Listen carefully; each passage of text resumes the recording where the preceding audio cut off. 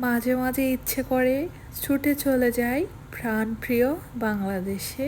নিজের গড়ে, নিজের দেশে, নিজের আপন মানুষগুলোর সাথে কাটানো দিনগুলো, একসাথে আড্ডা, একসাথে ঘোরাঘুরি, কতই কিছু না স্মৃতি থাকে।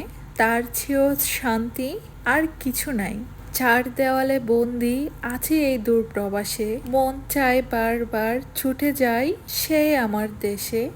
মন ভালো নেই, শান্তির একটু আভাস নিতে চাই, ছুটে চলে যাই বাহিরে পরিবারের সদস্যদের সাথে। এটা ছিল একদিন আমার যাদের সাথে।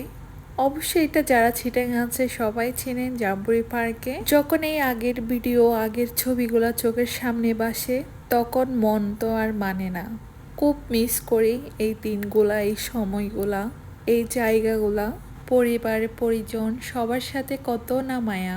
সকালে ঘুম থেকে উঠে নাস্তা তো থাকতো, প্লাস আবার থাকতো 11টা 12টার দিকে সে চায়ের দোকান থেকে গরম গরম সিংড়া, সামোসা, পেঁয়াজু নিয়ে এসে সবার সাথে মরিচ, তারপর হচ্ছে সালাদ দিয়ে খাওয়া।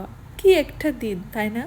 তারপর দুপুরবেলা খেয়ে না হয় আবার আড্ডা দিতাম, না হয় একটু রেস্ট নিতাম, না হয় একটু সন্ধ্যাবেলায় আবার বের হয়ে যেতাম। সন্ধ্যার নাস্তাটা বাইরেই করতাম, না হয় স্ট্রিট ফুডের দোকানে, না হয় রেস্টুরেন্টে, আর না হয় মাঝে মাঝে সবাই সন্ধ্যাবেলা একটা জাল মুড়ির আড্ডা হতো। বাসায় তো কেউ এতটা জাল খেতে পারে না যতটা জাল আমি খেতে পারি।